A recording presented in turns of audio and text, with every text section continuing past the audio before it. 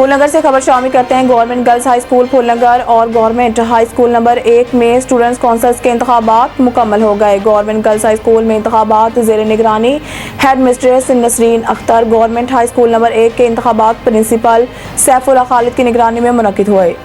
اس موقع پر سید افتخار حسین مشہدی، محمد یاسین کھوکھر، محبوب احمد اور سید ارشد حسین شاہ گیلانی بھی موجود تھے۔ گورنمنٹ ہائی اسکول نمبر 1 میں اسٹوڈنٹ کونسلز کے انتخابات میں 16 طلباء نے حصہ لیا، جبکہ گورنمنٹ گرلز ہائی اسکول میں 9 طالبات کے درمیان کانٹے دار مقابلہ ہوا۔ انتخابات میں اسٹوڈنٹ کونسلز کے انتخابات میں تمام ووٹنگ صوبائی اسمبلیوں اور قومی اسمبلی کے طریقے کے مطابق منعقد ہوئی۔ تمام طلبات اپنا بیلٹ پیپر حاصل کرنے کے لیے اپنی پرچی دکھا کر بیلٹ پیپر حاصل کر کے انگوٹھے پر انمٹ سیاہی لگانے کے بعد بیلٹ پیپر وصول کر کے اس کے اوپر مہر لگا کر اپنا ووٹ کاسٹ کرتے رہے۔ Head mistress government girls high school Mrs Nasreen Akhtar نے مقامی سینئر صحافیوں کو بتایا کہ اسٹوڈنٹ کونسلز بنانے کا مقصد بچوں اور بچیوں کو معیاری تعلیم کی سربلندی اور نئی نسل کو صحیح خطوط پر استوار کرنا اور تربیت پر خصوصی توجہ دینا ہے۔ گورنمنٹ ہائی اسکول نمبر 1 کے سینئر اساتذہ محمد یاسین کھوکھر اور سید افتخار حسین شاہ نے بتایا ہے کہ ہمارا مقصد اسکولوں میں سختی کرنا نہیں بلکہ تعلیمی معیار کو بہتر بنانا ہے۔